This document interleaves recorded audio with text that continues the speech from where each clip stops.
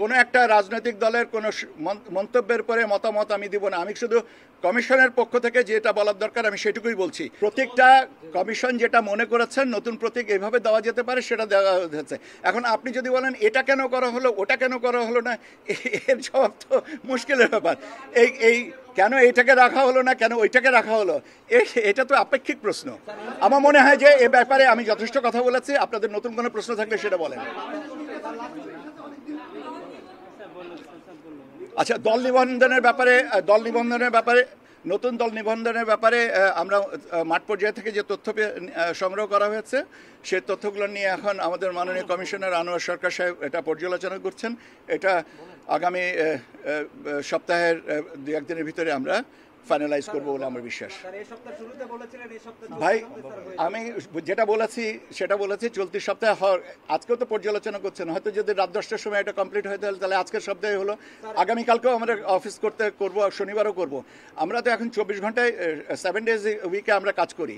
কাজে এটা আমি আপনাদের যেহেতু সাপ্তাহিক ছুটির বিষয়টা বিবেচনায় রেখে আমি আগে বলছি। আর একটা জিনিস বুঝতে হবে যে কখনো কখনো এই যে এটা তো একদম সরলীকরণ না যে এই লাইনের বাইরে যাওয়া যাবে না।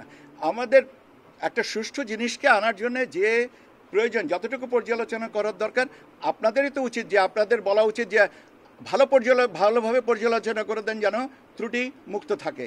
এখন গতকালকে এটা দিতে চেয়েছি বলে আজকে এটা দিলে কি অশুদ্ধ হবে? আমার মনে হয় যে না।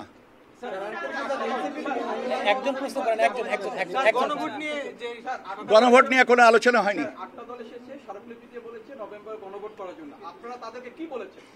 আমরা শুনেছি গণভোটের সিদ্ধান্ত, আমরা শুনেছি ওনারা বলেছেন নভেম্বরে। আজকে যেটা আসছিলেন একটা দল এসে বলেছেন যে তারা নভেম্বরে গণভোট চান।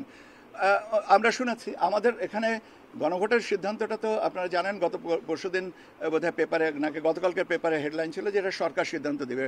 সরকার সিদ্ধান্ত দিক।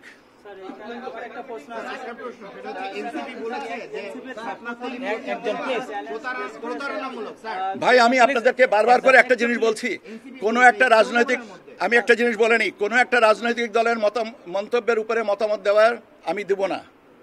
প্লিজ, আমি আবারও বলছি, কোনো একটা রাজনৈতিক দলের কোনো মন্তব্যের পরে মতামত আমি দিব না। আমি শুধু কমিশনের পক্ষ থেকে যেটা বলার দরকার আমি সেটুকুই বলছি।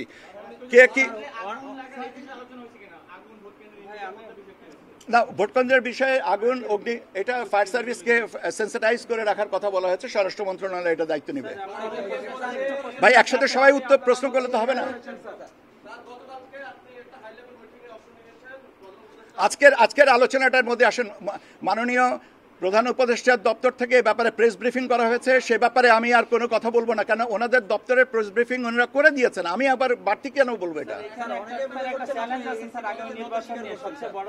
বিগত বিতর্কিত তিনটা নির্বাচনের কথা বলা হয় যে যারা দায়িত্ব পালন করেছিলেন, কিন্তু এই যে ত্রয়োদশ সংসদ নির্বাচনের দল নিরপেক্ষ ব্যক্তি নির্বাচনের ক্ষেত্রে যারা ভোট গ্রহণ কর্মকর্তার দায়িত্ব নেন আইন শৃঙ্খলা বাহিনী, সেই বিষয়ে আপনি একটু বলেছেন প্যানেল করছেন। আসলে প্যানেলটা করার পরে এই দল নিরপেক্ষ ব্যক্তি কিভাবে নির্বাচন করবে না, এটা আপনাদের চ্যালেঞ্জ মনে করেন কিনা, এবং সেটা কি এটার ব্যাপারে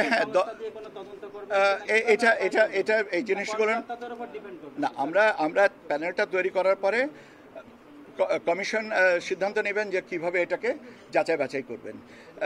নিশ্চয়ই স্ট্যান্ডার্ড অপারেটিং প্রসিডিওরে আমরা এটাকে করব।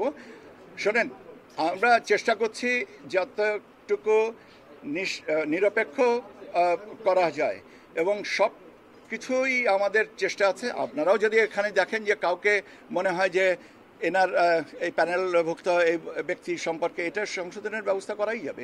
এটা নিয়ে এটা তো এমন কিছু বিরাট ব্যাপার না। শেষ মুহূর্ত পর্যন্ত আমরা একটা সংশোধন করতেই পারবো। একটা প্রশ্ন স্যার, প্রতিদিন কমিশনে বিভিন্ন দল আসছে তাদের দাবি নিয়ে, এটাকে আপনারা চাপ মনে করছেন কিনা, আর এটা কি অনানুষ্ঠানিক সংলাপ কিনা? শোনেন, নির্বাচনের সাথে তিনটা মূল ধারা। একটা হচ্ছে যে রাজনৈতিক দল যারা ভোটে অংশগ্রহণ করবেন, ভোটার এবং নির্বাচন কমিশন।